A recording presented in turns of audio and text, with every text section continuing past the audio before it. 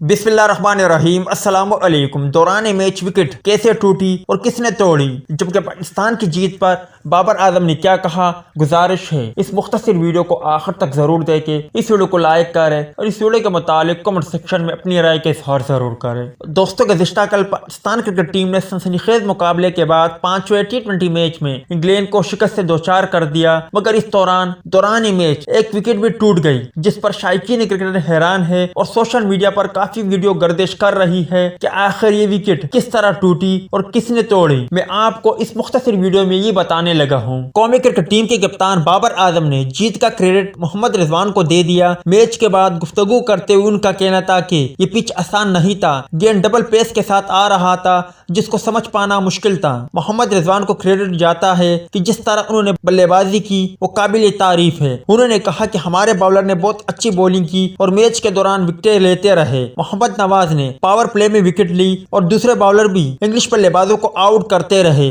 उनका मजीद कहना था कि शादाब खान ने इंजरी के बाद अच्छी वापसी की है। अब बात करते हैं दौरान मैच विकेट किस तरह टूटी। दोस्तों, जब मोहम्मद वसीम जूनियर बॉलिंग कर रहे थे तो इस दौरान मोहम्मद वसीम की गेंद को बल्लेबाज ने जब हल्का सा खेला और वो रन बनाने के लिए दौड़ पड़े। इसी को देखकर मोहम्मद वसीम जूनियर ने तेजी से गेंद को पकड़ा और गेंद को विकेटों पर दे मारा, जिससे विकेट दो टुकड़े हो गई, जिनकी तस्वीर आप स्क्रीन पर देख सकते हो।